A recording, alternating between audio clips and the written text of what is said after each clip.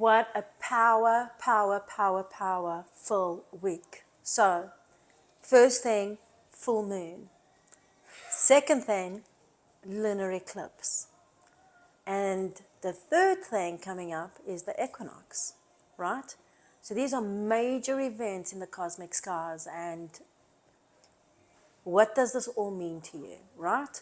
How is this relevant even to you, who you are, who you're being? How do these planets share their influence? Why do these planets share their influence? And what's really going on? So Moon in Me is all about uncovering and unfolding the universal understanding that you're just a little bit more than who you think you are. So taking yourself from the feeler, taking yourself from the thinker, taking yourself into the spiritual mindset, okay, that you are an evolving spiritual being having this physical experience. So there's such a universal language that's present right now. And let me tell you something, it is present. Everyone is talking. Everyone's saying something. But you've got to be paying attention to what are you saying, what are you talking about, and what are you walking on, and what are you converging yourself with. Right, so first thing, full moon. What is a full moon all about? Bringing in the opportunity to let something go that either is no longer serving you. And I speak about this and I break this down in the Moon Notebook. So read it so that you can vibrationally feel that wisdom pulse through you so that you get a shift, you get that experience, and you realize that the bell has just rung and you've been touched by something that has been insightful to you. I want to go into the lunar eclipse. So first thing that I talk about is, and I bring this up because there's really no books out there talking about it, but there's the sacred books that know about it, and that's your I am presence, the I am thread. So the I am thread in Pisces is all about I believe. Lunar eclipses, okay, are all about transcending, right, and being able to shift any old beliefs that are no longer serving the premises, okay, of where you are and what serves you. So if you're listening to my language and you tuned into this opportunity of understanding a little bit more, I'm going to break this down for you right now. This lunar eclipse is huge because it lines up all old beliefs, okay, that have been reigning the parade, that have been running your whole systems, from the way you think, the way you feel, to the old triggers of your emotional self. So you hear a sound, you hear a song, you hear something, you see, you taste something, you smell something. That nostalgic or that smell or that sound or that song is going to anchor you into something that either gave you pleasure or it wounded you. That's how simple it is. There's no like, oh my God, okay, what is going on here?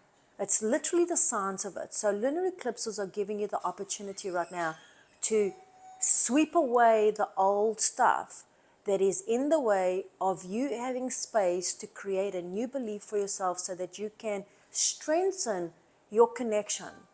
The ray of light that reigns everything right now is intuition, okay? Lunar eclipses are all about transcending the shadow aspect of who you are.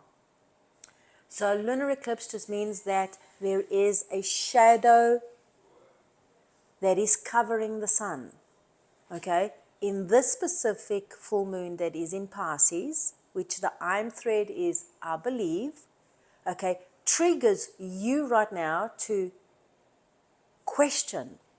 It's asking you, who are you? What do you believe in? Does it serve you? Okay, who are you with? Do you even like them? What's your happy place? What are you doing? How are you doing it? Is it serving you? Right? No right and wrong, just questions, and once you question it, you answer it, right? But you have to have an inner discernment so that you're answering from the space of awareness and consciousness versus to a habit form of the mind and the ego, right? So just know the difference because that's the shadow side. Now, in this lunar eclipse, so what a lunar eclipse means, that the shadow side is covering the sun, and the sun is in Virgo. Virgo's IM thread is I serve. So it's covering the sun and what you're serving, so that there is a space, there is energy that you can look at. Okay, the ruler of Pisces is Neptune. Okay, you've got to look at your emotional self. You've got to look at what you're carrying. You've got to look at what you have been carrying. You've got to look at the aspect of you that wants this new beginning. Because if you're wanting something new and you're still dancing to your old music and to your past resonance of what you remember and your old beliefs, the gap and the vortex of energy is always going to be there. You never know when that energy is going to pull you back and sabotage you and take you out of the game, okay, to help. And it's not even to help you rise. It's called a reincarnation, rebirthing aspect, okay, that is ignorant. It's stubborn, it's defiant, it's relentless, it wrestles with you, it fights with you, it justifies, it feels fearful, it worries, it brings in that space of rebelness, okay? And rebelness is not even a rebelliousness, right? Why? Because consciousness comes from a place of enlightenment, okay? And you have to be aware of how you feel. This lunar eclipse it's kicking off, okay, the eclipse season. I'm going to tell you right now that the old book is closed and a new chapter has begun. And people are so in the habit of doing the same old thing, of saying things that are not even relevant to how they've grown. And if you're on the moon in me, I want you to pay attention, because I'm going to invite you today to listen. Because if you've done any work, this work is banked in the all of who you are. It is the work that gifts you in so many diverse and so many realms that you want to trust and you want to know and you want to be and you want to, what's the word I'm looking for? You want to have faith. That means that you want to be loyal to the higher aspect of yourself. It means you've got to be obedient to saying no to the old ways sometimes. Disengage from that mind chatter, disengage from that conversation, disengage from that person that you know is just going to recap the old stuff. It requires discipline. And this lunar eclipse is all about your strategies, your disciplines, your habits, and being obedient to new ways, because that also brings in the darkness. But it's not your shadow self, it's the other side of the shadow self that's in the newness. You haven't gone there before, so the mind is going to trigger because it doesn't know. And so the planets that are showing up is Uranus, okay? It's Neptune, right? And Jupiter. And Uranus is facilitating anything that is of a paradigm possibility, okay? It's your teacher. And right now, the doorways and the gateways and the unlimited, boundless opportunities of abundance are so present. You can dream big, and you need to dream big, okay, from a place of your heart and not from a place of illusion. Because if you can conceive it and if you can see it and if you desire it without needing someone else's approval, you are on the brink of tapping into Jupiter's flow, okay, of a flow of energy that cannot be denied. Moon in me awakens you to being in a rhythmic pattern, because a new moon's always going to come up, a full moon's going to come up, but in between are these cycles, okay, that give you spaces and segments to capture the essence of what life is all about. Plant your seeds, water your seeds, okay? Make sure that your seeds are just growing and have patience, because you don't want to cut something that's just growing, right? You need to know your time. And this lunar eclipse is an ending and a beginning. But a lot of people are just walking away from the old stuff without closing the doors, without cleaning up their spaces, without having different agreements, without setting new intentions, without clearing up their space, their mind, their bodies. Your body holds information. That's why soul therapy is so powerful. Okay? Your energy bodies hold frequency and vibration. So you have your inner body, your outer body, you have these planets that come in and influence you. The influencing planet right now is Neptune. If you go to your Moon and Me notebook, which is a resource, by the way, all right, there's the symbol of Neptune, all right, and Neptune is our universal love planet. So what is Neptune's going to tell you?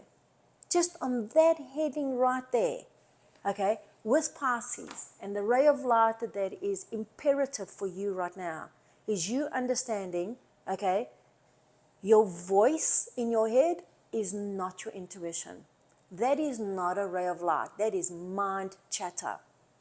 That is noise, and that's probably your ego, okay, or whatever thought process is there, because it depends if you're psychic and sensitive. And if you're a Virgo right now, if you're empathic, if you are sensitive, guess what? All of that is amplified. It's a full moon. Understand that the full moon, okay, just amplifies everything. So whatever's in your head is just getting amplified. Whatever's in your emotions is just getting amplified.